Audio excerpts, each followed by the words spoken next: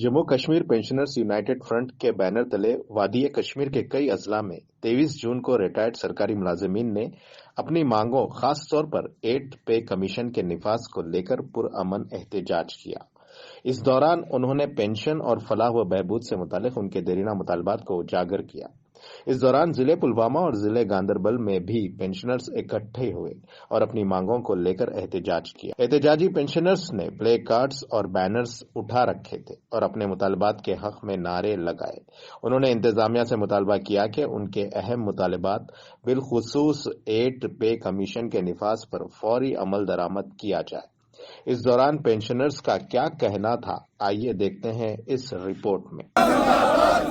Jammu Kashmir pensioners association जिंदाबाद, साड़ा हक, 8 पे कमीशन को लागू करो, शामिल करो, शामिल करो, हमारी मांगे पूरी करो, जायज मांगे पूरी करो। नहीं चलेगी, नहीं चलेगी, नाइंसाफी नहीं चलेगी, नहीं चलेगी, नहीं चलेगी। पेंशनर से इंसाफ करो, लागू करो, 8 पे कमीशन को लागू करो। 8th पे कमीशन जिसका ऐलान हुआ है लेकिन कॉन्स्टिट्यूट अभी नहीं हुआ है कि 8th पे कमीशन का इतलाक जो भी रिटायरीज हैं, पेंशनर्स हैं थ्रू आउट इंडिया, उनको इसका फायदा नहीं मिलेगा। इस सिलसिले में जॉइंट कंसल्टेटिव मशवरे part of pensioners all India level पे finance ministry, central finance minister से मिली, लेकिन nothing concrete has emerged so far in our favor।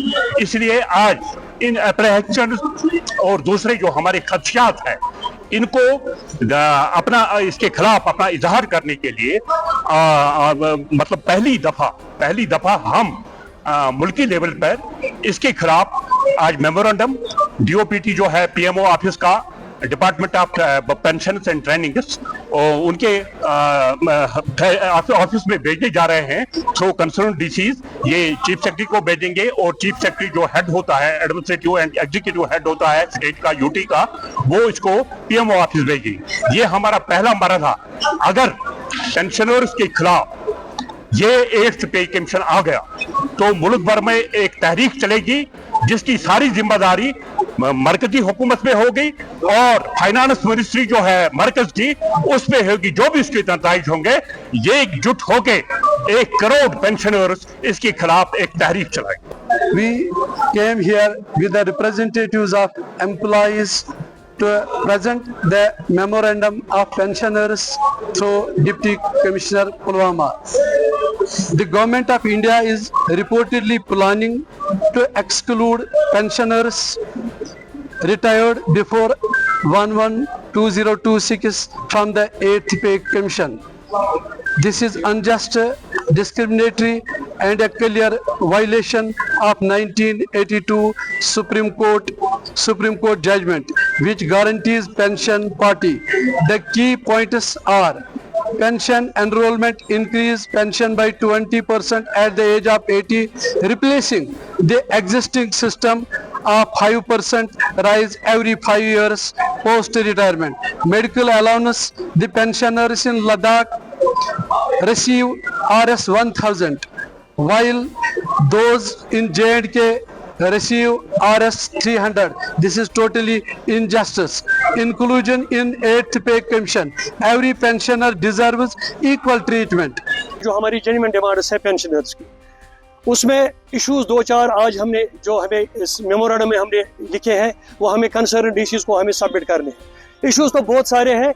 जो पेंशनर्स हैं ये part and parcel of government ही होते हैं। चूँकि इन्होंने अपनी सर्विस 30-25 साल 40 साल इस अपनी डिपार्टमेंट को दी है, जो इनकी जवानी होती है उस दौरान वो इस डिपार्टमेंट में अपनी खदमत गुजारी करते हैं, और जब बाद में रिटायर होते हैं उनके जो हुकूक है उनको शब खून मारा जाता है।